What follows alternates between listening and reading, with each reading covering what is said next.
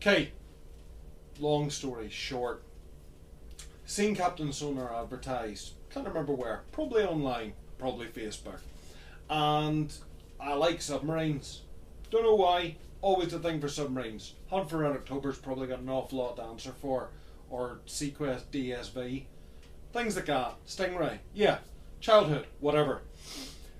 So, David and Leo from Backspindle Games were going to Essen, and as they always do, said, Andy, and you're looking back. I went, ooh, Captain Sonar. So they got it for me, Captain Sonar. And so taken, when they sort of went and met the guys and seen it, that Leo bought a copy, and so far his is the only copy we've got to play.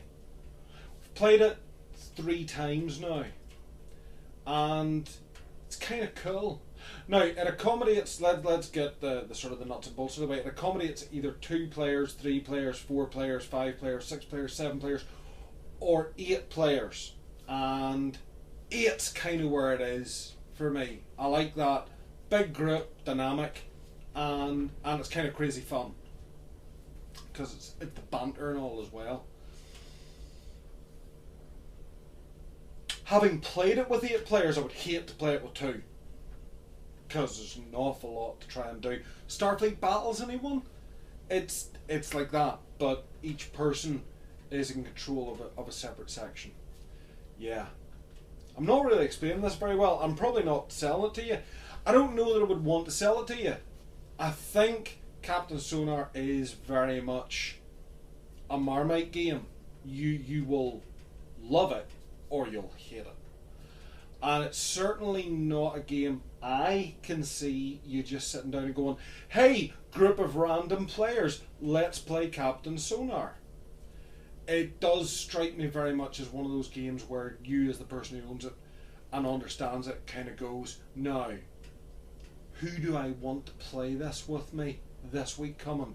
I'll message them and I'll see if I can get them lined up to play.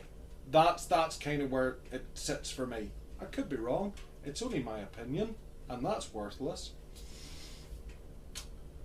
It is good fun. I like the fact you've got the 4 stations. You've got your captain, you've got your radio operator, you've got your engineer, and you've got your first mate. Okay, each of them has a command sheet. We'll look at all this stuff. I'm not sure I'll be able to put it into context for you because so far I've only ever played the captain, so I understand what the captain has to do. And I kind of look bewilderedly down the table at what everyone else does. And they look bewilderedly up the table. Yeah. Loosely, the captain gives the orders. He decides what directions you're going to go, fire weapons, all that kind of thing, okay? And he's kind of plotting on his map the route that he's wanting. Then he's got his radio operator who's kind of on the sonar. He's listening to what the opponent's orders are. And he's plotting on his map where he thinks the opponent's submarine is, because you're hunting each other. Then your engineer is kind of allocating resources, so he's the one to sort of tell you if you've asked for speed or you've asked for prime weapons, things like that. He's trying to do that, and then he'll tell you when those are ready, when torpedo tubes are loaded and all that kind of thing. Okay? And then your first mate, nobody's really sure what he does.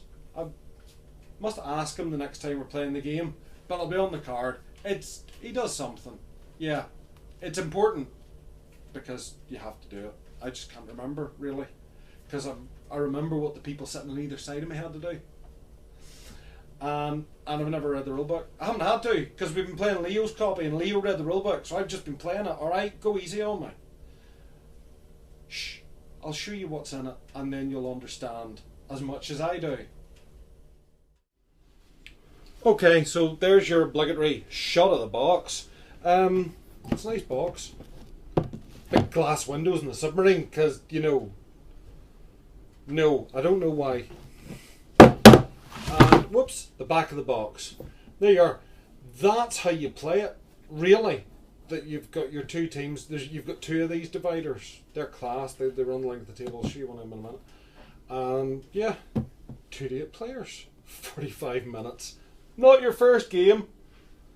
Though you can, if you're lucky, it does. By the third game, we were actually kind of getting it on the button, to be honest with you. Yeah, so that's the box. It's a bit overkill in a way when you see what's in the box. So, what will we start? Well, we'll start with the rule sheet, because it actually is. It's it's like a role playing game. The way in a role playing game, it's quite easy to play it, but it's kind of hard to explain to somebody who doesn't know what a role playing game is, how it all works. So the explanation takes longer. So yeah, the rules book is like 4 sheets, 8 sides in total, and bear in mind that includes scenarios and setup things, so it's not even all rules. Okay, there's a lot in there, but everything, our favourite, pictorial examples of everything. So everything is broken down into bite-sized pieces, every little bit. So if you're saying, oh, how do I repair, how do I fire a torpedo, how do I move, it's literally one little section. Every action has one little section, and that's it. I was going to say there's no rocket science to it. There's lots of little bits though, so it feels more complicated than it is. But bear in mind, with 4 players, each player is dealing with one aspect of captain and the ship. So the rules that each player is exposed to are that little bit less as well. So rule sheet. Then you've got this acetate kind of stuff, thicker than acetate, clear sheet. There's 2 of these, one for each radio operator. They will overlay that on their map. I suppose it would do sense to show you one of their maps now, wouldn't it? Would that make more sense now? Probably. I've buried them all. There we go. So, radio operator has this. Okay. He'll lay his acetate down, and then using the provided Captain Sonar pens, he'll mark the route, listening to the opponent. And you can do things like sonar, you can do drones and things, so you can get pings where they have to declare, like a square that they're in or a line that they're in, so you can start narrowing down. And the reason it's on this is the radio operator might not be getting it right, so he's allowed to move his sheet around to try and ascertain. He might be getting the route right, but he might have got the starting place wrong or something like that. So he can move this around to try and make the route fit the information he's getting as the game progresses, so he can give the captain a better idea of where he thinks they are. While we're looking at that, I'll just throw this down. There is a wad of cards. These are all fairly heavy duty, sort of laminated, glossy cards. What these relate to is each card is one of the crew's roles.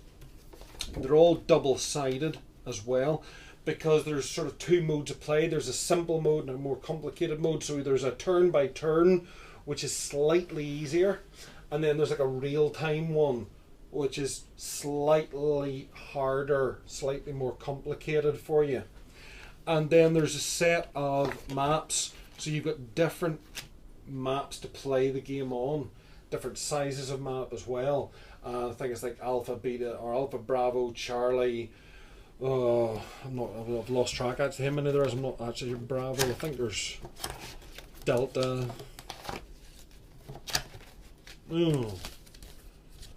Echo. Yeah, I think there's A, B, C, D, and E maps. Yeah.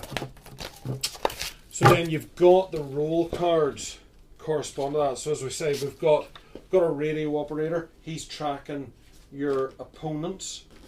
Then you've got your captain, and obviously these aren't corresponding maps. I'm just showing you examples of sheets. You've got your captain. He's plotting his own route. He's writing down his own directions: north, south, east, west, turns, and whatnot.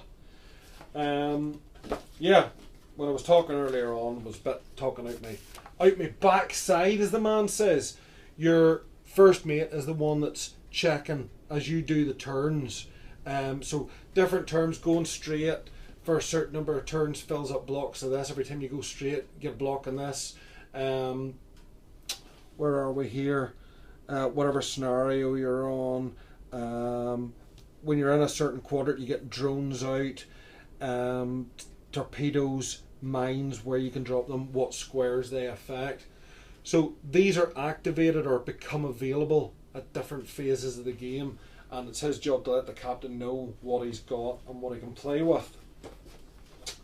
And then you've got your engineer, and your engineer's doing repairs, because damage just happens to you as well. You can take damage, like wear and tear damage, through the course of just moving around the map. Oh, we've taken damage, and he has to try and redirect and do repairs to keep you floating. So he'll tell you at certain times that certain systems are out of commission and out of operation, and if you take too much damage that way, it's good night McKnight. So that's in essence the 4 positions. The light and dark of the cards is determining whether you're playing the real-time scenario or the turn-by-turn basis of the game as well. Clear as mud? Got that? All makes sense now? Happy? The only other thing in it then is, as we say, there's these screens, and they're hefty. They're, if you're a role player at all, they're hefty card screens like a GM would have, and they're huge. Well, I can't actually get it all shot, but you know, it opens up the length of a 4-foot table, and there's 2 of those.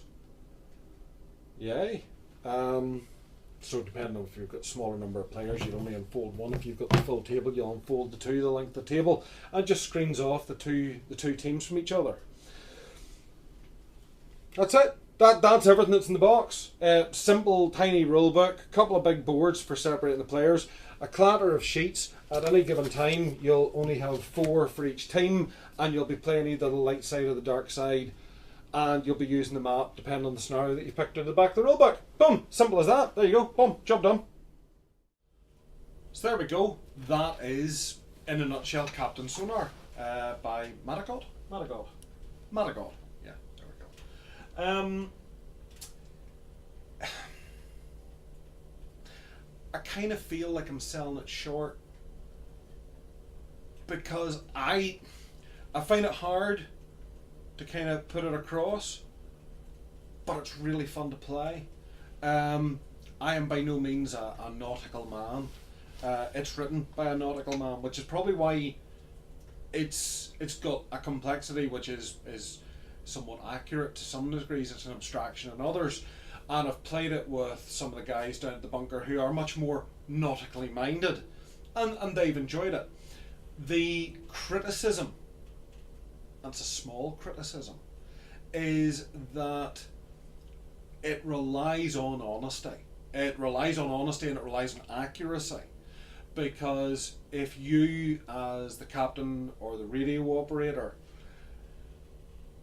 get it wrong, well, your opponent has no mission of legitimately finding where you are on the board.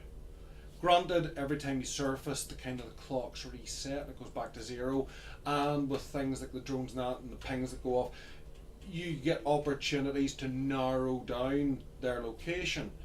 But getting it wrong sends people off in the wrong way, and it can make what should be a fairly compact game take a little bit longer than it should do. Certainly our first outing in it, I'm sure we were close to a couple hours in what's suggested to be a 45-minute game. Don't think it's a 45-minute game. Maybe once you've really nailed what you're doing, and that would require you either playing with a very small number of players or regularly having the same group to it.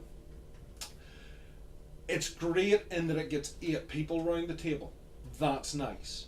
And there is opportunity for that little bit of banter. Not everyone has to stay totally focused, but you do have to pay attention to what's going on, or you miss your opportunities. It's a little bit like Fancy Battleship kind of thing. There are oddities. You can't cross your own route. There's contrivances that are in it to make it more of a game and make it more of a strategy kind of thing as well, that wouldn't necessarily be a thing that would have real world sort of parallels. So yeah, it's jolly good fun. It's really well finished. It's a nice product, but it's definitely not an everybody kind of game. It's not a sit down casual pickup game. At least one person really needs to understand all the rules and what everyone can and can't do and when they can and can't do it, to kind of police that from their side for everyone's benefit. And once you've got 2 or 3 people fairly well up to speed, then yeah, you'll start ticking along quite nicely. As I say, I've ended up playing the captain's role and kind of understand what I'm doing there. I'm aware in the periphery of what goes on with the guys on either side of me, but the guy at the far end of the table I'm a bit lost on, and I need to play that role to get all of them into my head. But it is good fun. I can't actually remember the price. I genuinely can't remember the price. So let's say it's reasonably good value for money. Because it doesn't rely on a mad pile of components. It doesn't rely, its scenarios are starting points and conditions of what you have to do, but how you and your teammates and your opponents get to that victory condition, you know, it's not going to be the same every time, by the very fact that you're making the decisions yourself. You're choosing which way to go and when to fire and what to fire and all the rest of it. Yeah, and we've all enjoyed it. Even we've played it with the 8 people every time, but I would say each time there's probably 2 of the guys were kind of, well, it's something to do rather than doing nothing, that kind of thing. But they still came out at the end of it going, yeah, that was good fun. Not good fun as in sign me up to play it next time, but certainly good fun as in, yeah, enjoyed doing it. If that was the game that was on offer the next time I'm down, yeah, I'll play it, but not the kind of they wouldn't look to play it. And from my own point of view, I enjoyed it. I really liked it, but I wouldn't look to put it on the table every week. You know, once a month, once every couple of months, I would kind of think it would be in my head to go, oh, let's play Captain Sonar, just because I think that's kind of where it's pitched. I think I don't feel that it's a let's play every scenario until we've completed this kind of thing. There's no compulsion to do that. It is just a little bit of fun, and that's not a bad thing sometimes, just for fun, because that's what it's all about. So there you go, Captain Sonar in a box, submarines, 1 ping, Mr. Thingy, 1 ping only. That's all I can say. Thanks for watching. Hope that has done something. Not sure what. Bye bye.